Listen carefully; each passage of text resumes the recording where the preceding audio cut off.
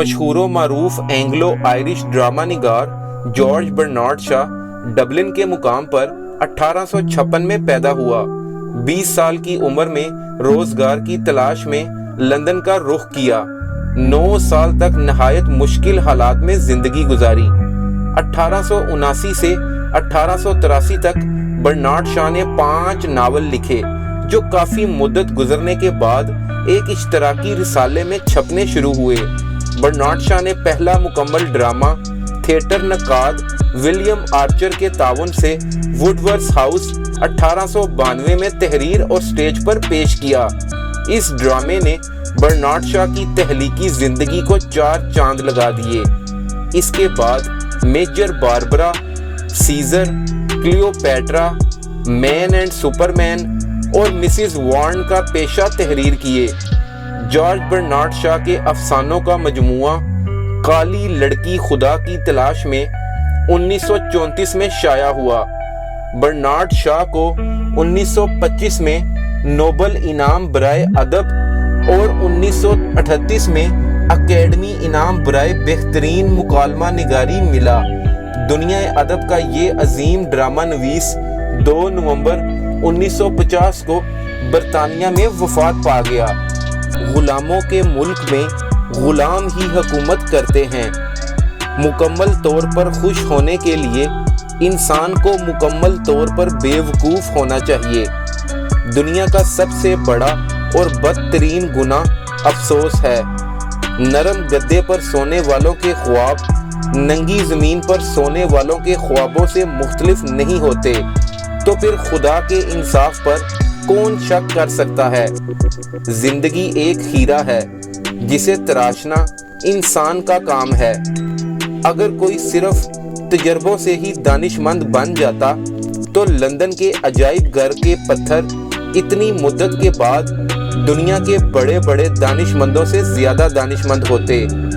لوگ سچی بات پر سب سے زیادہ ہنستے ہیں کیونکہ اس کو جھوٹ سمجھتے ہیں۔ بچوں کو جسمانی طور پر بزدل بنا دینے سے بہتر ہے کہ انہیں سرے سے اسکول میں تعلیم ہی نہ دی جائے۔ جب تک اچھا ادب تخلیق ہوتا رہے گا اور معصوم بچے مسکراتے رہیں گے، انسانیت کا مستقبل تاریک نہیں ہو سکتا۔ کامیابی بے شمار غلطیوں میں گھری ہوئی ہے۔ خاموش اور کم گو آدمی کا ہر جگہ اور ہر وقت استقبال ہوتا ہے۔ خاموشی اظہار نفرت کا بہترین طریقہ ہے۔ عورت ایک پھول ہے جو سائے میں اپنی خوشبو پھیلاتا ہے۔ جو آدمی اچھی کتابیں پڑھنے کا شوق نہیں رکھتا وہ معراج انسانی سے گرا ہوا ہے۔ میں نے عورت کی ازلی فریب کاری کو جھٹلانے کی ناکام کوشش کی۔ رستے کی دھول کو مٹھی میں لے کر میں نے کہا، میں اسے سونا سمجھ کر قبول کرتا ہوں۔ اچھا دوست خدا کا دیا ہوا بہترین تحفہ ہے۔ جب انسان شیر کو مارنے کی نیت سے جنگل جاتا ہے تو اسے شکار کھیلنا کہتے ہیں، لیکن جب شیر انسان کو مارنے کے لیے حملہ کرتا ہے تو اسے درندگی کے نام سے پکارا جاتا ہے۔ جرم اور انصاف میں صرف اتنا ہی فرق ہے۔ زندگی ایک ایسے شعلے کی مانند ہے جو ہمیشہ جلتا رہتا ہے۔ ہر بچے کی پیدائش اس کی ختم ہوتی ہوئی حرارت کو بحال کرتی رہتی ہے۔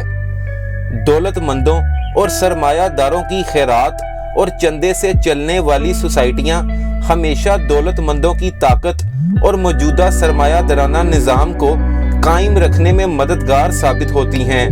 وہ غریبوں کو صبر و تحمل کی تبلیغ و تلقین سے ان کے انقلابی جذبات کو ٹھنڈا کرتے رہتے ہیں تاکہ سرمایہ دار بے خوف و خطر ان کا خون چوستے رہیں۔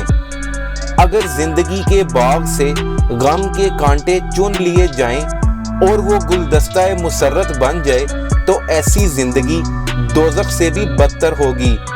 زندگی کی سچی مسرت یہ ہے کہ انسان جس مقصد کو عظیم الشان سمجھتا ہے اس میں کام آئے، اور قبل اس کے کہ وہ مر جائے وہ اپنے خون کا آخری قطرہ اس مقصد کے لیے نثار کر دے۔ انسان کو چاہیے کہ وہ بجائے خود غرضیوں، چھوٹی موٹی خواہشات اور دنیا سے شکایت کرنے کے کہ وہ اسے خوش کیوں نہیں رکھتی، فطرت کی طاقت اور اس کا دست راست بن جائے۔ دوزخ حقیقت سے بے نیاز رہنے والوں اور مسرت کی جستجو کرنے والوں کا کعبہ ہے۔ ہماری برائیوں میں سب سے بڑی برائی اور ہمارے جرائم میں سب سے بڑا جرم غریبی ہے، اور ہمارا پہلا فرض جس کے سامنے سارے فرائض کو قربان کر دینا چاہیے یہ ہے کہ ہم غریب نہ ہوں۔ جنت حقائق کے شہ سواروں کا گھر ہے۔ ایسا شخص جو تاریخ ساز ہو، اس کی موت سے آپ اس کو نہیں کھو سکتے، بلکہ صرف اپنی موت سے کھو سکتے ہیں۔ وحشی انسان لکڑی اور پتھروں کے آگے سر جھکاتا ہے، اور مہذب انسان گوشت و خون کے مجسموں کے آگے سر جھکاتا ہے۔ دنیا کا سب سے بڑا اور بدترین گناہ افلاس ہے۔ زناکاری، قتل، گبن، ڈاکہ زنی، چوری، رشوت خوری، جوا اور شراب خوری وغیرہ تمام گناہ افلاس کے مقابلے میں مجسم نیکیاں ہیں۔ جمہوریت چند برے لوگوں کی نامزدگی کی بجائے بہت سے نااہل لوگوں کے حق رائے دہی کا نام ہے۔ جو شخص 1 روپیہ چرائے وہ چور ہے، اور جو 1 لاکھ چرائے وہ فنکار ہے۔ استحصالی طاقتوں کے خلاف جنم لینے والی تحریکیں بھی ہمیشہ ان سرمایہ داروں کے تعاون سے ہی پھلتی پھولتی ہیں۔